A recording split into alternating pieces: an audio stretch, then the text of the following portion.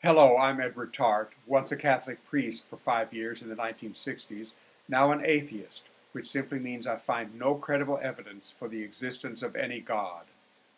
I live in Texas, which in this year, 2011, is experiencing one of the worst shortages of rain ever.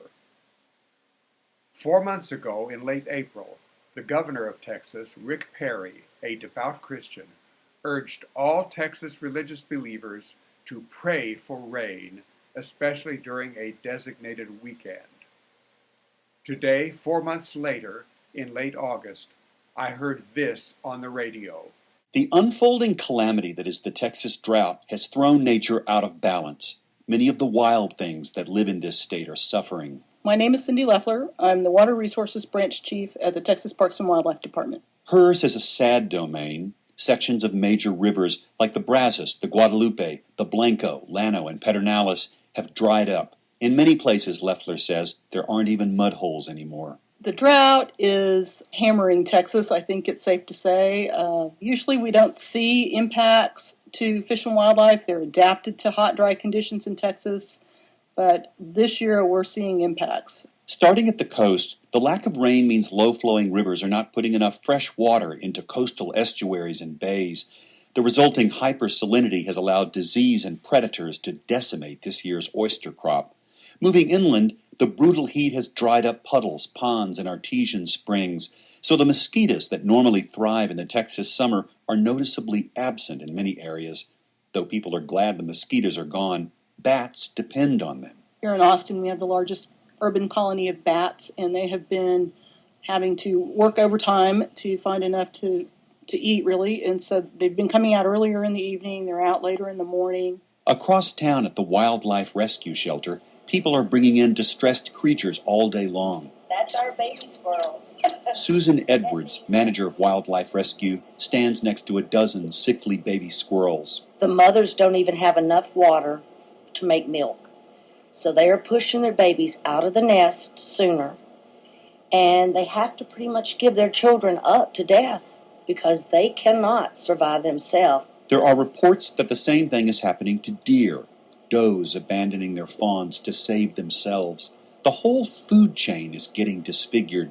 Plants don't grow normally without rain. The bugs that eat the plants are undernourished, so they don't make a proper meal for insectivores.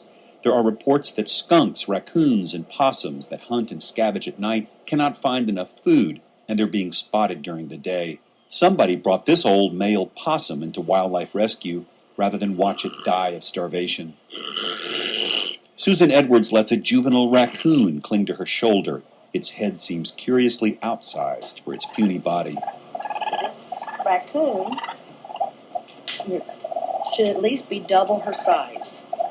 The water sources are so poor. The mother's milk was not, full of the good nutrients it needed to be. At the end of a normal summer, this is what it's supposed to sound like outside in the Texas Hill Country. But instead, it sounds like this.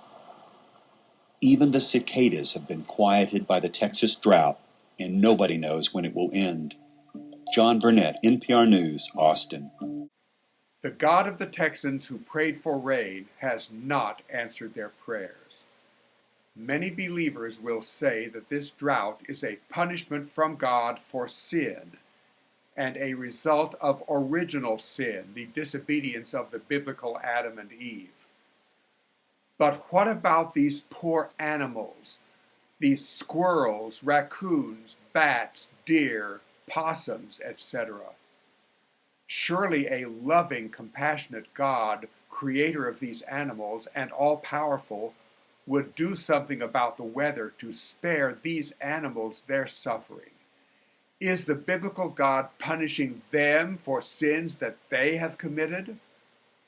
Are not only we humans, but also those poor animals also guilty by association based on original sin?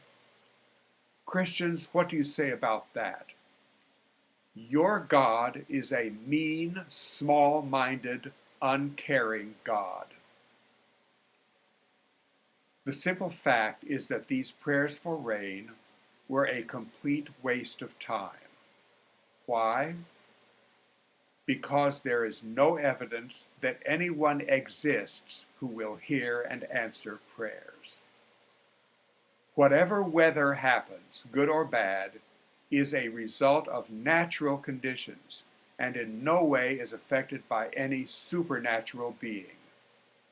To us atheists, all this makes sense.